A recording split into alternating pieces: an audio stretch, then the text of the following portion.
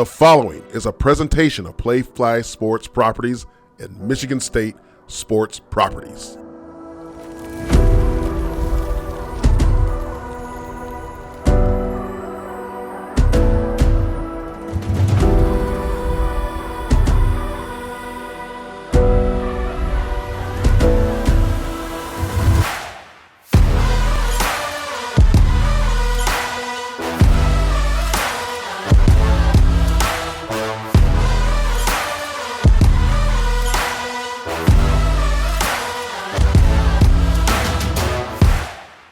And a pleasant good evening, everyone. It is Thursday, October 26, 2023. Welcome to the only show about Spartan Dawgs, hosted by Spartan Dawgs. This is Sparta MSU.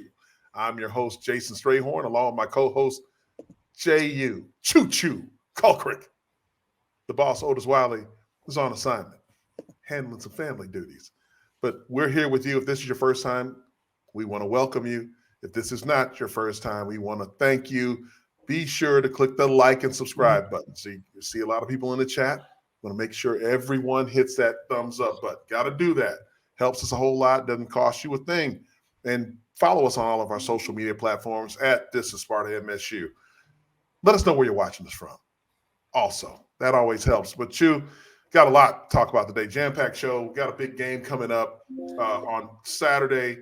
But we want to get into some of the things that have transpired. And we had a big show on Tuesday night with Cliff Ryan.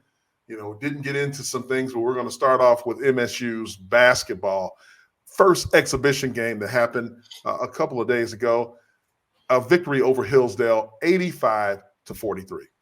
Yeah, it was a great opportunity for the Spartans to come out there and showcase their talent in front of a bigger crowd. And that's what these exhibition games are for. You know, them coming out there and showing, giving a little sneak peek to what they have, what's in store for basketball season this year.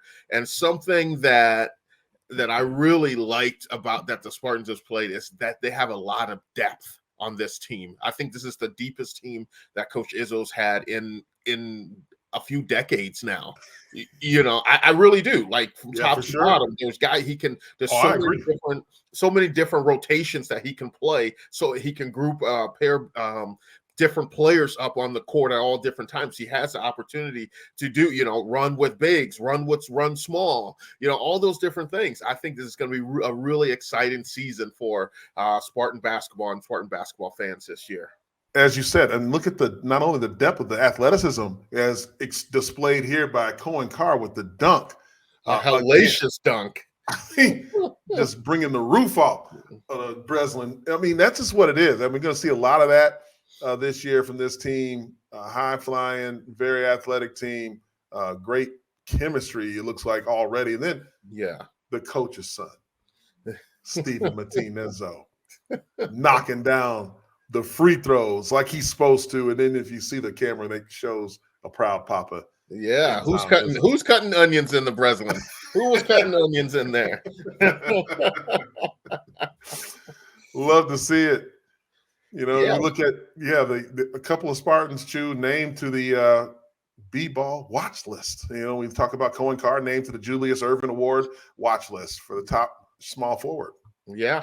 Yeah, top small forward coming in. That's something that's really exciting when you can be put to these watch lists, because that's just going to put a focus on you as an individual and the team as well. So it's something that's great going into the season, but now you have to live up to that hype as well. So if you can continue that throughout the season, you could find yourself as the winner of that. I mean, they have great awards. I mean, the Julius Erving Award watch list, and Tyson Walker is on the Jerry West watch list for the top shooting guard. That's another, you know, feat in itself right there. And Tyson Walker, he's a guy that's improved his game, and you saw in that late run last season in the tournament how impressive he was as a player. And hopefully that continues throughout this year, that improvement throughout his career that's happening right now. So we'll see if that leads to more coming up, and that's why these guys are well deserving to be on these watch lists. Without question, just exciting a lot of buzz around the Michigan State basketball team, men's basketball team, and we're excited to get this season rolling. Great win in the preseason over Hillsdale. But we're going to give you right now another beautiful Spartan Athletics update by this is Sparta MSU's own Brendan Durivage.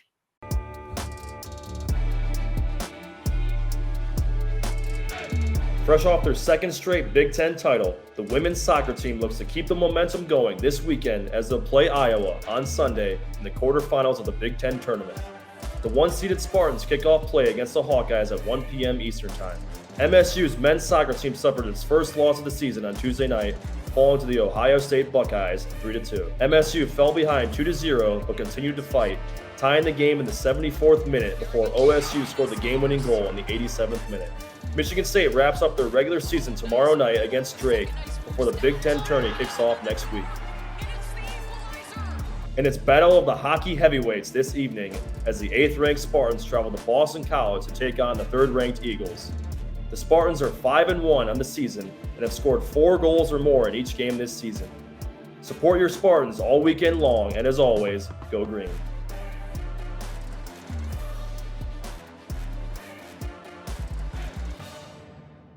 All right, Brendan. Yeah, how about our guy Brendan? Really doing a great job with that. But hey, this is a big deal for the MSU hockey team. They're facing number 3 Boston College, going all the way up to Chestnut Hill to face. This is actually going to be one of those statements for their season. The hockey teams, played a good season so far, but games like this is going to define what kind of season that they have and show where they are this far in the season. So it's going to be something exciting to see. Everybody is looking forward to the hockey season as well. What's going on there? Got a lot of promise with MSU hockey. Good recruits coming, and I think the wins should continue to pile up, especially when you're facing a top 3 ranked opponent in Boston College. That's going to be exciting to see. Moving on, to other news. MSU's investigation finds Mel Tucker did, in fact, sexually harass Brenda Tracy. There was a report released, a 73-page report released on Wednesday, a day ago, in which the hearing officer from the university found Tucker was guilty of the infractions, which was then cause for the firing, which he already was fired. So it's kind of one of those, due process situations. Yeah, obviously it's going to be one of those things. It's going to be the he said, she said. He's going to come back with his legal team. His legal team did release something. So now what he's going to try to do is go after university, try to recoup some of the money that he feels owed, and just move on from there. And the biggest thing, for the university is just, in my side of things, just moving on and, putting the focus back on the players, putting the focus back on the program and getting that in the right direction. That's right. You got to turn the page. It's tough for a lot of people involved here, especially at Michigan State University, that these wounds continue to open up. But, as we all know, he has already been fired a month ago, previously after the university had announced a suspension. So this is another findings in the report in this case of Mel Tucker moving forward. All right, moving on from the bad news in East Lansing, there's not so good news coming out of Ann Arbor. We didn't get a chance to cover this on Tuesday's show because of the great content coming from MSU's 2-time captain Clifton Ryan, and 4-year NFL veteran. But we must cover the situation in Ann Arbor, and that is the cheating scandal that has come about that we all have heard, unless you've been under a rock somewhere. Everybody is talking. This is dominating national news. Connor Stallions, a former U.S. Marine, was employed. Apparently, he's a rabid Michigan fan. That he became a coach at the University of Michigan and has purchased a lot of tickets at opposing schools, even at Michigan State. He's bought them on the 45-yard line, so to speak. And they're saying that he filmed opposing teams' signals, matching them up with the film. And then you have him right here in a picture, right next to head coach Jim Harbaugh. He's talking to coordinators on the sideline. This evidence is damning, to say the least, about what's going on in Ann Arbor with this particular coach, if you will, helping attack the integrity of the game, in my opinion. Chu, what is your thoughts on this? Yeah, so there's a bunch of ways that people are going to take this, and people, if you're a Michigan fan, you're going to be like, oh, it's not, it's the NCAA, it's a witch hunt. The NCAA is after Jim Harbaugh, the NCAA is after University of Michigan. You're going to say that. If you're not a Michigan fan, you're going to say, yeah, these guys are wrong. You're this, you're that, they're cheaters, and blah, blah, blah, blah, blah. Overall, the thing is this. You played football, Stray.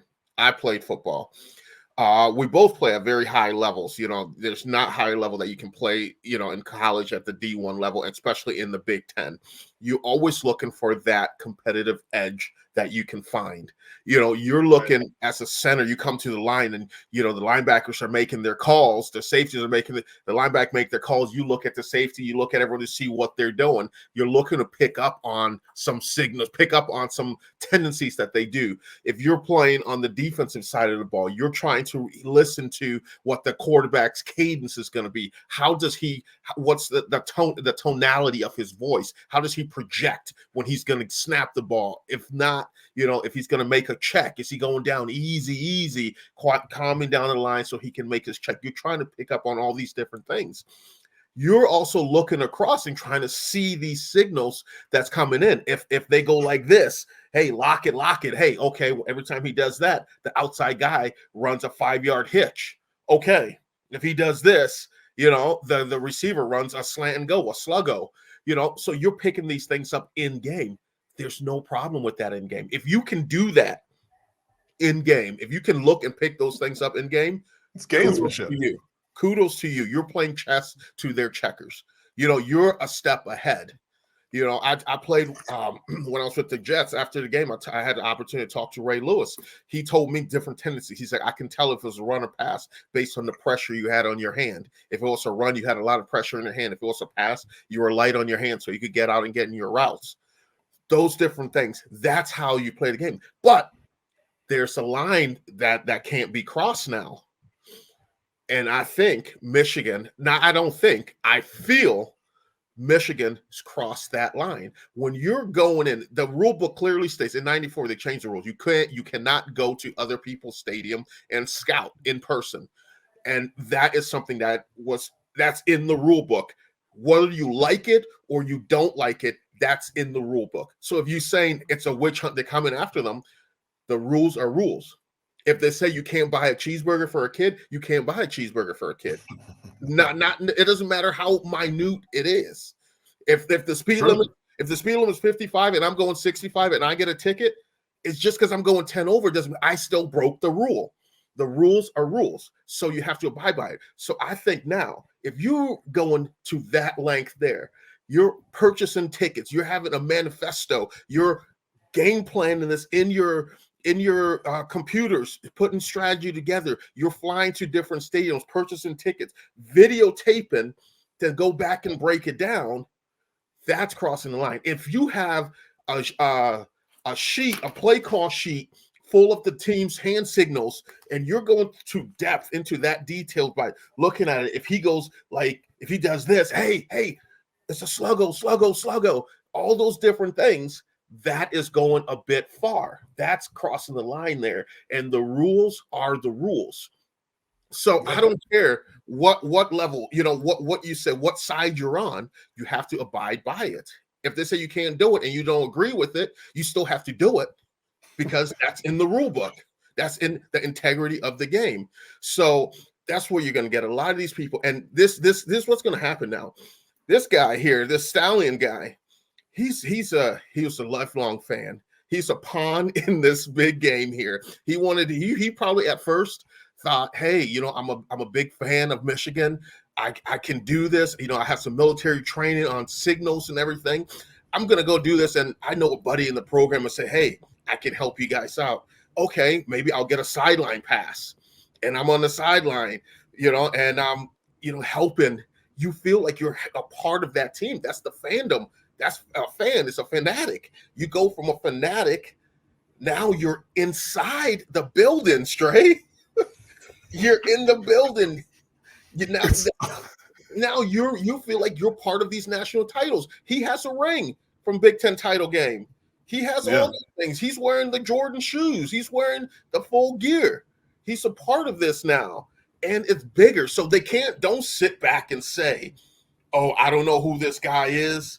I've never heard of him. I've never had any contact with him, any communication with him. He's in your building. You should know who is in your building, who's on your sidelines, and what their roles and purposes are. That's the great head coaches do those things. They understand the functionality of the sidelines.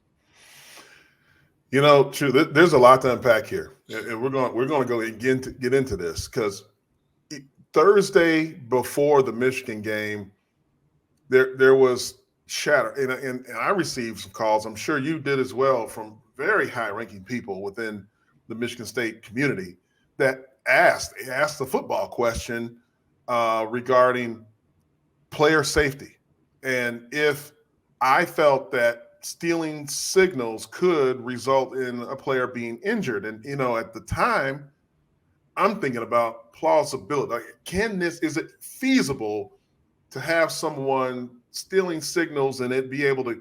Now we know as players the best way to cause an injury is if the defense knows exactly what the offense is doing, more so than the offense knowing what the defense is doing, because offense are looking for numbers. They want an advantage to just clear the lane. There's certain defenses that you can be in and you can run a perfect offensive play against it, touchdown. We're not trying to hurt people. You're just got a clear path to the end zone. Now, defensively, if I know that Chu's getting the ball and he's running right over the right guard, no matter what, I know without a shadow of a doubt, beyond a shadow of a doubt, that's what's going to happen, and the whole team runs to the right guard, that could cause an injury. But I didn't, this video evidence that we have here wasn't available to me while the questions were being, and this was all confidential stuff. I did not talk about it, but as soon as I got off the call, I'm seeing, Twitter or X, whatever, there's a lot of reports of it. Now, when you see this video here, Chew, this is, he's next to a defensive coordinator. There's Stallions right there. He's whispering to him. He's looking at the sideline the same direction as C.J. Stroud for the hand signals. He tells him, and he starts signaling to the secondary of the Michigan defense. See Sandstrel? He starts moving. The defensive line is, all right, what's a check?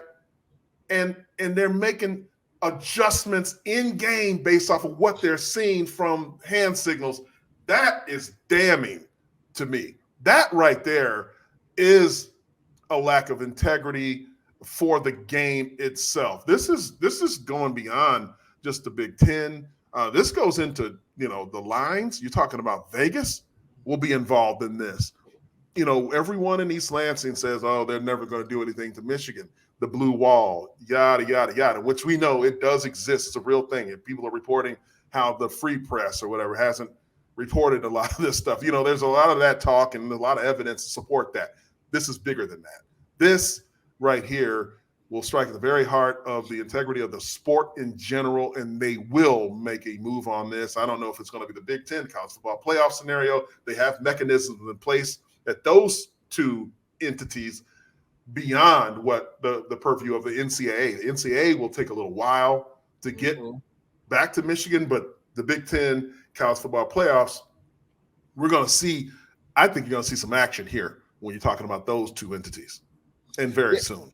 Yeah, you have to. They have to strike. They have to make it, look like, hey, we care about the integrity of the game. We're doing something to preserve the integrity of the game. And to your point, Stray, you talk about, being in position and everything. Yeah, you still have to. People are gonna the critics will say you still have to throw the pass. You still have to complete the pass. Yeah, we get it. You still have to run, catch, tackle. You still have to do those things. But if you're in position to stop those things, that's a different advantage. That's a different leverage there, because it takes some guessing as well.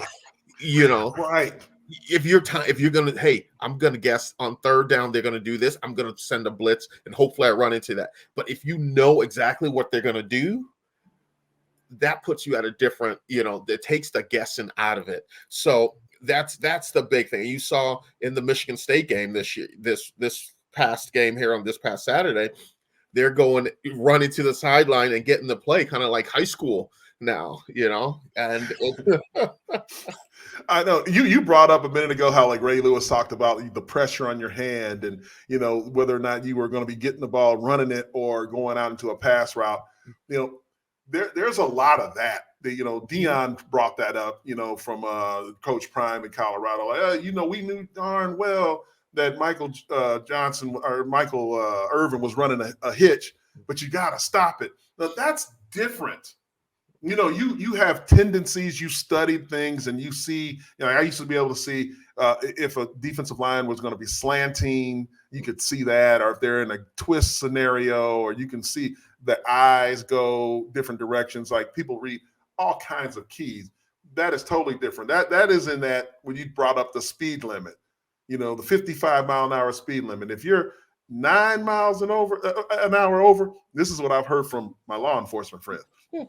They tell me 9, you're fine. 10, you're mine.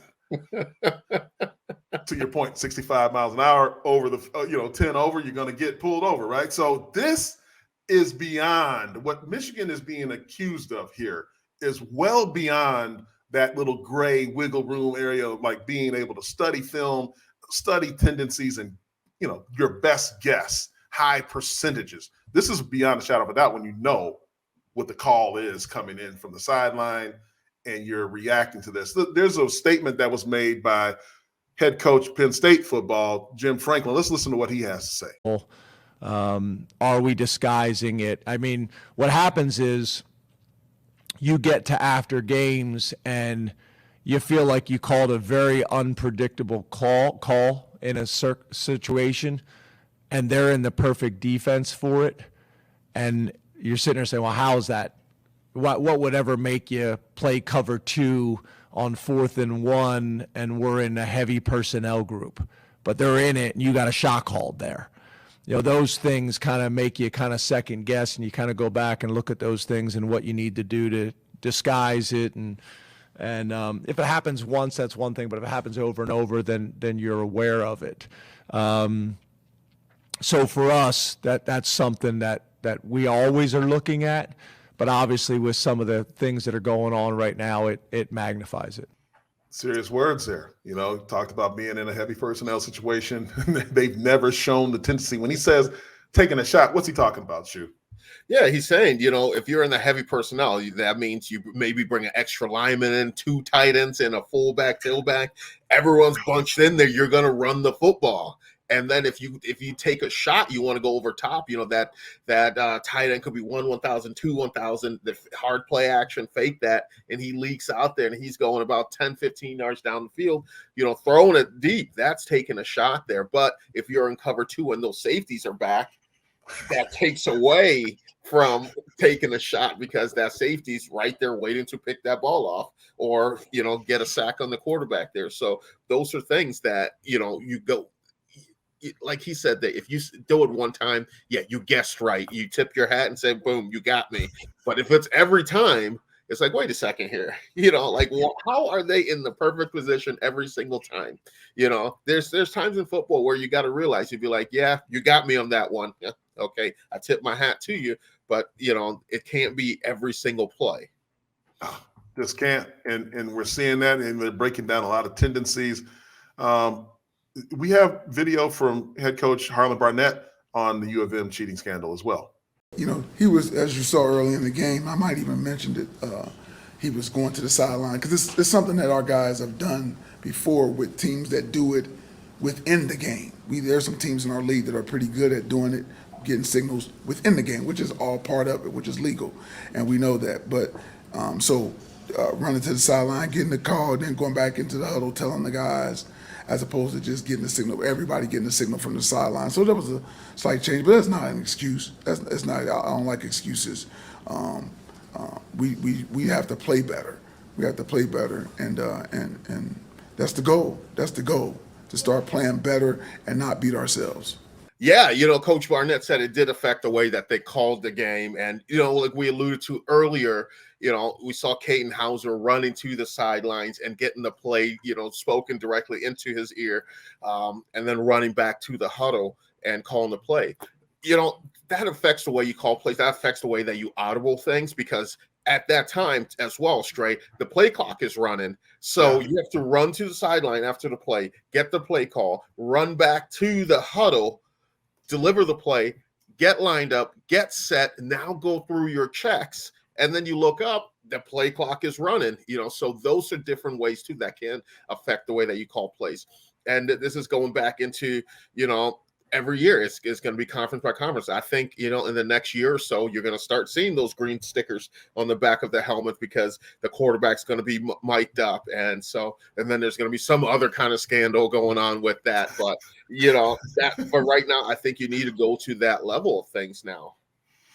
Yeah, running back and forth like high school from the sideline, it can be, you can wear guys down too a little bit. I saw they went away from it in the second half. Obviously, the game was pretty much out of reach by then anyway, but when you look at that, you brought that up. The helmet in the NFL, they have you said the green sticker. Yes. Referring to it. It's a microphone that the quarterback has, and one player on defense, typically linebacker. The linebacker, yes. You're designated. So each side of the ball, 2 players on each side can work, but only one player can be on the field with it at a time. And the helmets automatically shut off. So for people thinking, the offensive coordinator or coach can be talking to the player throughout those microphones shut off automatically once the play clock hits 15 seconds. So that it automatically shuts off, so they can't hear anything from that point on in the game. So that's something that I think the Big Ten will probably take a look at going forward, and I think the NCAA again, and I think the Big Ten probably will be the first conference to implement this. The Big Ten was the first conference to institute instant replay into the game of college football. I think they'll be the first conference going forward to instigate the microphone in the helmets. Without question. I mean, with the new additions to the Big Ten over the next year, going from 14 to 18 teams, it's going to be a coast-to-coast conference with a ton of TV revenue. I can't imagine anything less out of the Big Ten. First-class organization. That's why, I believe it's our belief that they are going to act on this. This is not us trying to pile on Michigan. Look, they beat Michigan State fair and square on Saturday night, from what we could tell. I don't think that there was a sign-stealing situation then. However, when you look at Michigan, it's specifically Jim Harbaugh, over his career at Michigan, let's pull up the graphic, where you see his win-loss total against the spread prior to 2021. He was 32-38-1, and he improves dramatically to 23-11-2 against the spread. Since Connor Stallions was on board. If it looks like a duck, quacks like a duck, huh? Usually is. Yeah. But yeah, man. And, I just got to say, where's Matt Weiss in all this? Listen, there's been reports of a firm that delivered this information to the NCAA and the Big Ten. Like some law firm, and that Weiss was raided, right? There was something with his computer that happened. You hear reports of Jim Stapleton, a long time, a Michigan graduate, a supporter, part owner, I believe, of the Minnesota Vikings. That is a guy over there. Like, there's so many things swirling that we don't know what allegedly these people are involved in things. That's why you're going to get people from Ann Arbor. The Michigan fan base is going to say, "Oh, it's a witch hunt." I've heard people try to use inadmissible in court things like, fruit from a poisonous tree, as if you're getting information through unethical channels, I guess. But I don't think that applies when you're talking about integrity of the game rules, if you cheated or not. I don't think in divorce court they bring up how did this particular spouse get this information. That don't work. From what I heard, allegedly, it doesn't work. Either he was doing it or he wasn't doing it. Right. You can't throw it out like, it's a criminal case or whatever. So, hey, man, There's a lot to this onion, and it's still being unpeeled layer by layer. And I think you're going to get down to the bottom of it. And my hope is that there is some type of resolution, some type of outcome from it. I just don't want this to just be faded into the news, and it's all done and dusted, said and done, and then it's another we got over on the system and everything like that. So I just hope there's some type of resolution from this. If there is, the video of Stallion record, let's get it all out there. Let's get it all on the table. Transparency is going to be key in situations like this, so everyone is on the same page and they know what's going on. And like I said it before, I think I said at the beginning of this year, I don't think Harbaugh makes it another year in this program. You did. You've been saying that, and I'm a believer. There's one word that you have to remember in this when you're talking legalese at all, and it's precedent. If you allow Michigan to skate by with this, you've now opened the door.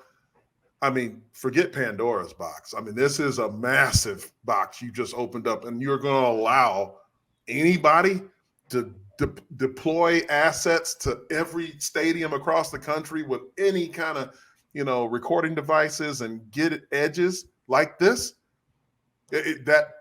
It's just too much money on the line, and with the integrity of the game, I mean, look at all the gambling services that are now legal in so many states. Not that we're pushing that, but you just have to have it. Yeah, if you're into that kind of thing, which by all accounts, it looks like there's tens of millions, if not more, people in this country who are into that. They have to. They have to do something. And you know what else I don't want to hear too? I don't want to hear, this Connor Stallion, he's a rogue employee. He was such a super fan, and he did this on his own. This guy was making $55K a year. He's not going around and purchasing these tickets, purchasing travel, hotel, and putting together this organization all on his own. $15,000. Yeah, just because he loves the University of Michigan. I mean, hell, let's get Johnny Spirit on the job then, if that's the case. There you go. He rides his bike to every stadium. And he's always videotaping, so maybe, Maybe that's our guy. Johnny Spirit and Connor Stallions in the same, oh my goodness. Not even close. Like, as we digress, look, very serious situation. We are going to continue to keep an eye on that and bring you the news as we get it. And from a perspective that you don't hear everywhere else. Like, we don't want to talk about what everybody else is talking about. We give you the player's perspective and what a Spartan Dawg thinks about it. And we talk to a lot of players, coaches, staff, and otherwise. And we give you what we feel is what the people are thinking inside those particular locker rooms and everywhere else across our great Spartan nation. Like what you've heard so far, don't forget to click that like and subscribe button, and don't forget to follow us on all of our social media platforms at This is Sparta MSU. We'll be back with more of a breakdown of this week's game against the Gophers down in Minneapolis after this message from our friends over at IHOP and SeatGeek. Introducing IHOP's new menu with perfectly crispy yet fluffy waffles, warm, flaky buttermilk biscuits, juicy, satisfying steak burgers, decadent eggs Benedicts, and more. It's time to find your new favorite. Don't worry, we won't tell the pancakes. Only at IHOP. Let's put a smile on your plate. SeatGeek is the ticketing app for fans like the High Five Strangers guy. Game-winning interception? First down? Just a nice, solid tackle. If you're in arm's length, you will be swapping skin with this extrovert. You see, he knows SeatGeek got him a great deal on tickets, so he can focus on what he does best, smacking palms. SeatGeek handles the tickets to sports, concerts, and more, so fans can fan. Dropping them stacks in those tickets. Love our friends over there at IHOP and SeatGeek. Chew, let's get into the Minnesota game preview. Heading out west to the Central Time Zone. It's going to be a 2:30 Central kickoff, 3:30 on the Eastern Time Zone. Going to be cold. Cold. And yeah. What's the kickoff temperature going to be? Yeah, right now the kickoff temperature is going to be a nice 34 degrees with some snow showers or snow flurries, whichever one you want to say. And let me tell you, like that cold is different from any other cold because those lakes around there, it just makes it bitter and biting cold. So you'll be up in the box. I know you did your 7 years stint on the sidelines. did some from down there in Minnesota too. I'll Yeah. never forget those. Yeah. So back when we played in the dome at Minnesota. Me too. Yeah. Mhm. So we didn't have to worry about the elements there. So, but now it's outside. It's a beautiful stadium that they have over there, but it's kind of pro quality, smaller, but definitely nice stadium. But man, it does get cold. And when you're looking at what Minnesota brings to the table, they are struggling from the offensive side of the ball. Michigan State fans, we are upset in East Lansing, but believe me, in Minneapolis, they're more upset over there, only generating about 302 yards a game, good for 121st in the country, not being able to move the ball well, especially through the air, only averaging 131 yards through the air. That's 126th in the country, Chew. Yes, if you're a fan of explosive football and high scoring, football, this is not the game. This is going to be bowl and shoe ugly. This type of game. That's what it's going to be, because it's going to be the battle of both defenses really that's coming out here. And I think the Spartans are going to be able to. I think they have enough playmakers on offense that they can score enough points, and this defense carries them to a victory in this game here. But the Minnesota offense, rushing the ball, Darius Taylor, he's their stud running back. There's 103 carries so far this season for 591 yards, averaging 5.7 yards per tote. That's pretty good. They run the football a lot, and they run the football effectively. So the Spartans are going to have to, come up, and something that I want to see from the Spartan defense in this game is coming up and wrapping up. First guy in, wrap up, and then wait for your guys to come and make the play and make the rest of the tackle there. That's what we have to do. We can't let this guy is a back that's going to want to, if you give him that opportunity to start feeling himself a little bit, he's going to get that confidence and slowly build throughout, and it's going to be a long day defensively for the Spartans. But if they continue to hit him, put hats on the football, it's going to be cold. You don't want to get into that now. So it's going to go both sides there. Hey, Darius Taylor, this is one that got away. This is a kid from Walled Lake Western High School, right there in that city of Walled Lake, Novi, same hood, same school that brought you Cody White and Spencer Brown. Speaking of Spencer Brown, he will be suspended for the first half of the ball game by the Big Ten for his hit in the Michigan game. So we will be without Spencer Brown. Darius Taylor, a hometown kid. Now he's going to be a little bit extra motivated, I would imagine, playing against his hometown team. Yeah, he absolutely will be motivated coming to show, hey, I didn't go there, but I came here for this reason. So we have to go as a team. We have to go and corral to the football, swarm to the football defensively, and make plays on a guy like him. No question about that, and let's get into the Minnesota breakdown, brought to you by Maine Financial Group for the stat breakdown. Maine Financial, Spartan Nation's #1 wealth manager, Spartan Nation's main partner in retirement. Call Jordan and the guys over at 248-347-MAINE and follow them. Get to their website at mainefinancialgroup.com. They'll take great care of you over there. Okay, get into the defensive side of the ball. They seem to be more of a defensive team when you look at how Minnesota operates. PJ Fleck, a heavily motivated type of coach. They've been winning games in grind out manner. I think they just won a game 12-10 last week against Iowa. Yeah, I see this as and I used to do this when I coached, because I got this from Coach D'Antonio and Coach Narduzzi, because we were there when Coach D came in, the pregame meals and all the meals at the hotel, the captains sit with the head coach, the offensive coordinator, defensive coordinator, and the special teams coordinator. We all sit at a table, and so we just have conversations. And one time, Coach Narduzzi asked Coach Tressel asked Coach Narduzzi, how many points do you need? And so he tells him, hey, 14, and our defense will stop. You'll get the rest. So this is something that's going to be like that. I think Minnesota's defense has been what's carrying them to victories so far this season. And I think it's one of those conversations, Coach Fleck and the guys go to the offense. Hey, how many points can the offense put up, this week? Hey, we can put up 17 points. Okay. We're going to hold the opponents to 16 points, because that's all you have to do. So that defense is a stinging defense. They fly around the football. They get hats on the ball carrier.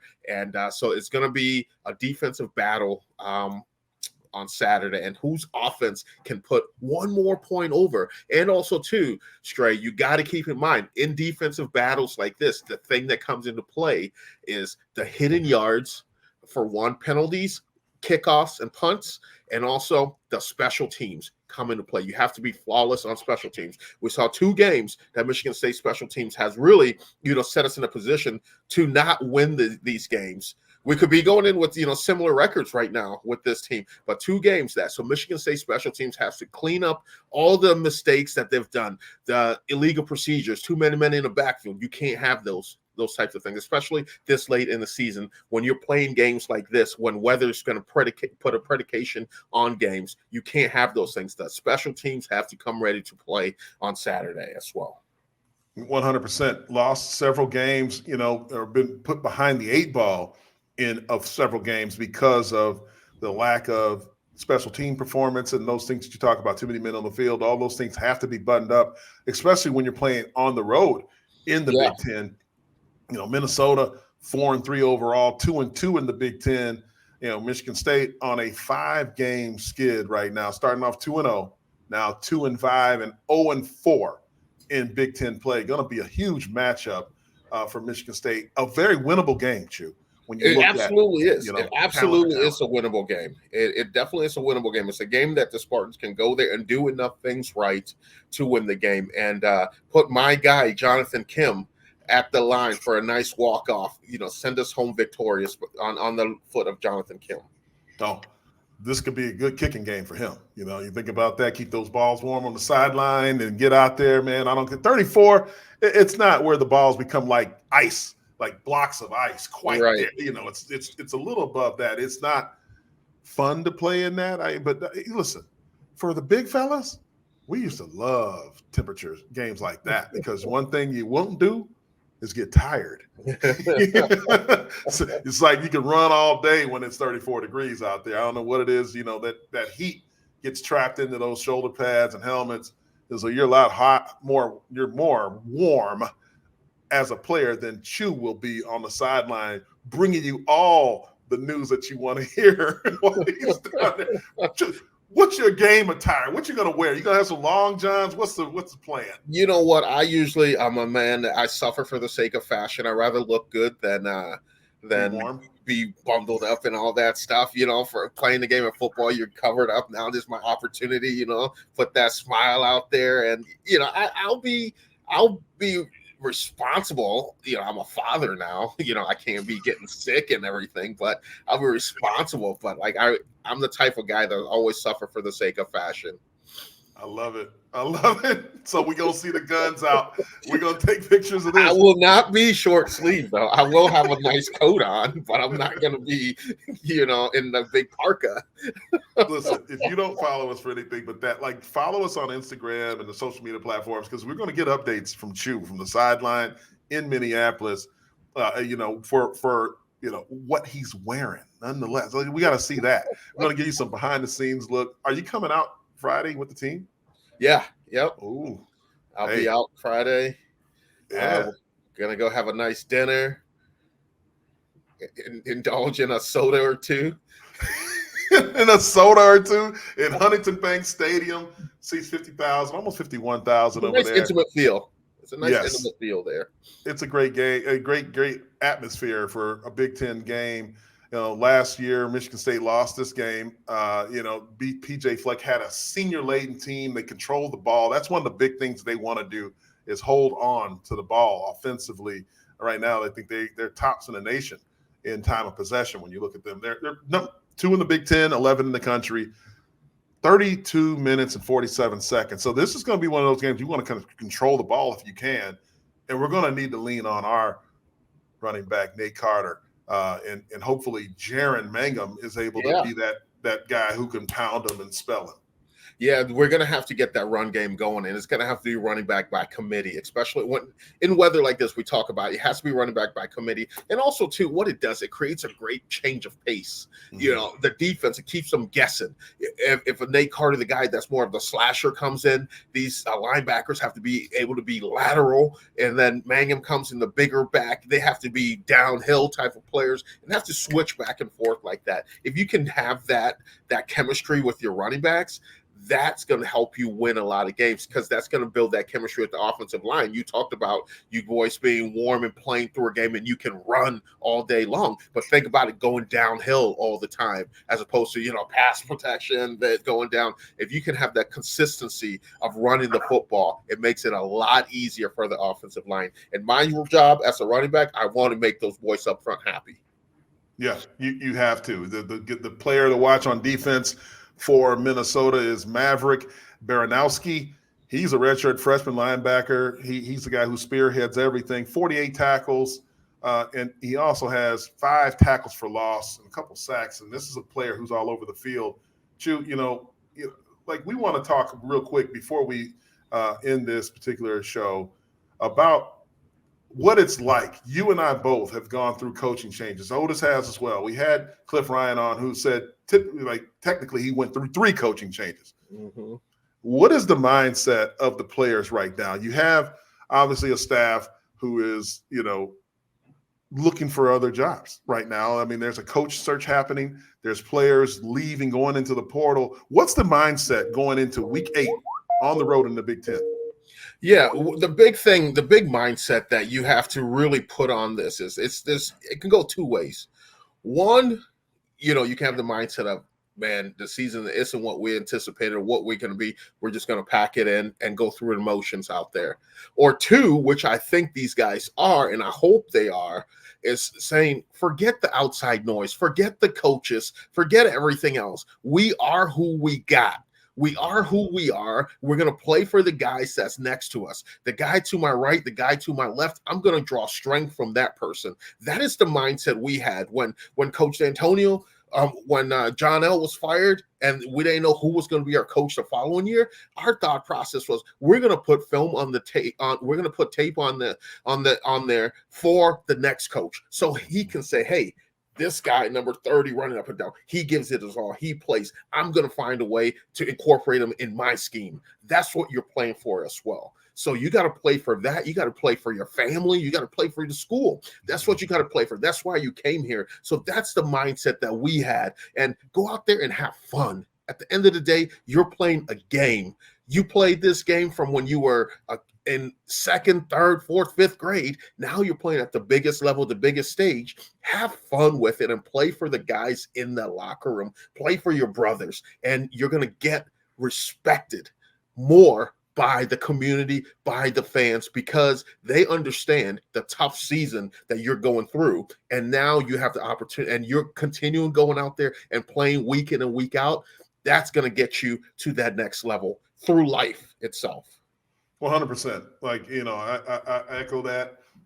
Michigan State, say what you will about Michigan State football right this minute.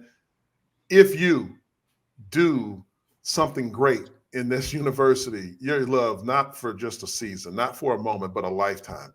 And we are all, 3 of us, the guys who do this show, are evidence of that.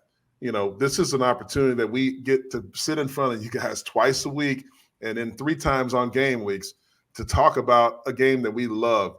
It's sometimes we all have to pinch ourselves collectively because we have this opportunity to do this for the fan base. And you players that are out there right now have that same opportunity with Michigan State. This fan base loves its players. And when you give your all, they give their all back to you. And listen, one thing that we didn't have the ability to transfer and all that stuff, but it didn't matter. But the way that these players should look at it is just like that, just the same way that we looked at things. It's about the guy next to you in that locker room. and playing for the name on the front of your jersey, and absolutely play for the name on the back of your jersey, because you got one of those too. And those people that got you to where you are counting on you. Okay, exactly. They're counting on you. And that's really all I have to say on the matter. I think that this team has the opportunity to do something great. You know, we got 5 games left. 5 games left, 2 wins. You know, Coach Harlan Barnett has talked about other opportunities out there. Bowl games are not eliminated from bowl contention. Let's see if they can start with a win this weekend against Minnesota on the road. 3:30 Eastern kickoff. Chew, we'll see you there. You know, it's going to be a good time. And for Otis Wiley, who's on assignment, Jehuu Caulcrick, who's right here with me, I'm Jason Strayhorn. This is Sparta MSU. Have a good night. God bless you. Go green. Go white. This is Sparta MSU is a combined presentation of Playfly Sports Properties and Michigan State Sports Properties. The show is produced by Tony LaBarbera, Tony Gustella, and Process Driven Consulting. Additional support is provided by Brendan Duravage. On-location technical support provided by Good Fruit Video. Be sure to follow our host Jason Strayhorn, Jehuu Caulcrick, and Otis Wiley on social media. To stay up to date with all the latest This is Sparta news, please like and subscribe by visiting our link tree, and tell a friend to do the same. Thank you for your support, and as always, go green.